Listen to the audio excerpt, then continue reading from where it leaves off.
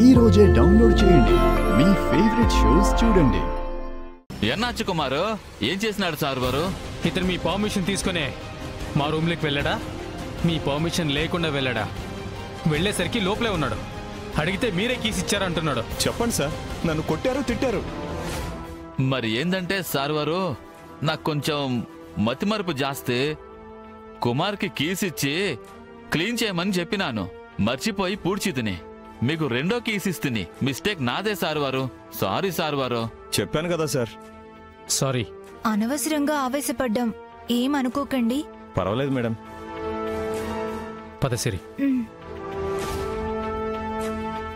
అతనితో ఆవేశంగా ప్రవర్తించాం, కానీ ఆ తర్వాత జరిగిన దాంట్లో అతను తప్పేం లేదని తెలిసింది. ఆ వ్యక్తి తప్ప ఇంకెవ్వరూ మమ్మల్ని కలవలేదు, మా రూమ్కి కూడా రాలేదు. అయితే ఖచ్చితంగా జరిగిన దానంతటికీ వాడే కారణం కూడా అయ్యుంటాడు. వాడు మాత్రమే కాదు దాత్రి, వాడి వెనక ఇంకెవరో పెద్దవాళ్ళున్నారు. వెంటనే దీని మీద యాక్షన్ తీసుకోవాలి. నాన్న, ఈ పూజ కూడా ఇంత హడావిడిగా పెట్టింది మా దగ్గర సంతకాలు తీసుకోవడానికే కదా.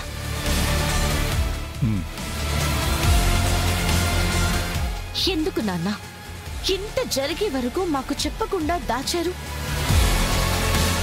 మీరప్పుడే చెప్పుంటే పరిస్థితి అసలు ఇంతవరకు వచ్చేదే కాదు కదా. ఎందుకు చెప్పలేకపోయాను?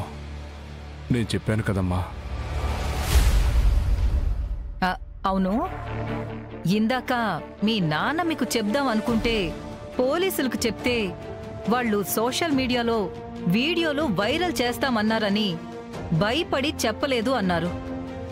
అంటే మీరు పోలీసులా?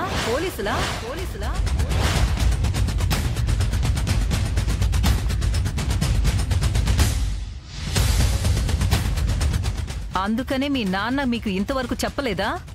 మీరిద్దరు పోలీసులా? ఏం మాట్లాడుతున్నావు రేఖ? నేనన్నది వీళ్ళు పోలీసులని కాదు. ఆ ఎదవలకు నెట్వర్క్ ఎక్కువ ఉంటుంది కదా. వీళ్ళకి చెప్పినా వీళ్ళు పోలీసులనే కదా ఆశ్రయిస్తారు. అప్పుడు అది వాళ్ళకి తెలిసిపోతుంది కదా. ఆ ఉద్దేశంతోనే అన్నాను. వీళ్ళేం పోలీసులు కాదు. నేనన్నది నీకు ఇలా అర్థమైందా? భలేదానివే. ఓ, అలా అన్నారా? సరేలేండి. అవును పిన్ని, నాన్న ఆ ఉద్దేశంతోనే అన్నారు. అయినా మేం పోలీసులమేంటి? అంటే ఇప్పుడు మేమెళ్ళి పోలీస్ స్టేషన్లో కేసు పెట్టినా వాళ్ళకి తెలిసిపోతుంది కదా. అందుకే నాన్న మాతో చెప్పలేదని అంటున్నారు. ఇప్పుడు అర్థమైందిలే జగదాత్రి. అవును మావయ్య, వాళ్ళు ఫోన్ చేస్తుంది డబ్బుల కోసమేనా? అవును బాబు. ఈరోజు ₹1,00,00,000 కావాలని అడిగారు. తెస్తున్నామని చెప్పేదాకా ఫోన్ చేస్తూనే ఉంటారు. తెస్తున్నామని చెప్పండి నాన్న.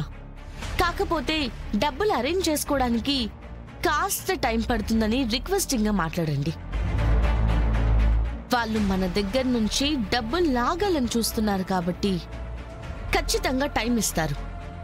ఏం మాట్లాడరు. అలాగేనమ్మా, మళ్ళీ చేస్తారు కదా, అప్పుడు అలాగే చెప్తాను. సరే, మేము ఆ రిసార్ట్కి ఇప్పుడే బయలుదేరుతాం.